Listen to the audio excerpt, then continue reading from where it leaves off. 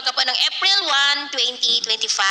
Sa ngayon po ay walang anumang banta ng sama ng panahon sa loob at labas ng ating area of responsibility. Easterlies pa rin o maiinit na hangin na mula sa Pacific Ocean ang dominanteng hangin na umiihip ngayon dito sa ating bansa, lalo na sa silangang bahagi, habang may mahinang daloy ng hanging amihan o yung tinatawag natin na northeasterly surface wind flow na dumadaloy po hanggang dito sa northern part ng Northern Luzon. At sa ating long range forecast, wala pa naman pong bagyo na namamataan na tatawid sa ating kalupaan for the next 2 weeks, pero hindi pa rin inaalis ang posibilidad na may mabuong sama ng panahon sa silangan ng ating bansa sa susunod na mga araw, at ang development po ng mga yan ang ating babantayan. At sa lagay ng ating panahon, ngayong madaling araw ay maayos ang panahon sa malaking bahagi ng ating bansa, pero may chance pa rin ng mga isolated rains dito sa ilang bahagi ng Cagayan, Apayao, Ilocos Norte, dulot yan ng northeasterly surface wind flow,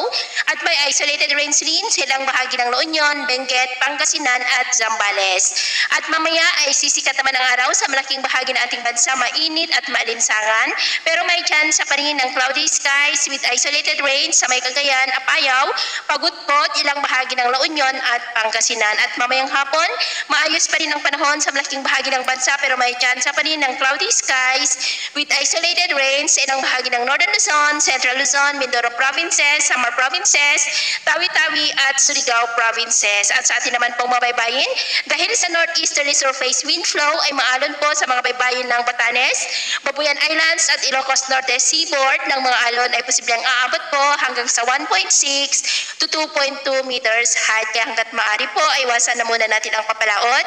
dyan sa mga may kulay pula para po mas makaiwas sa mga sakunang pangkaragatan.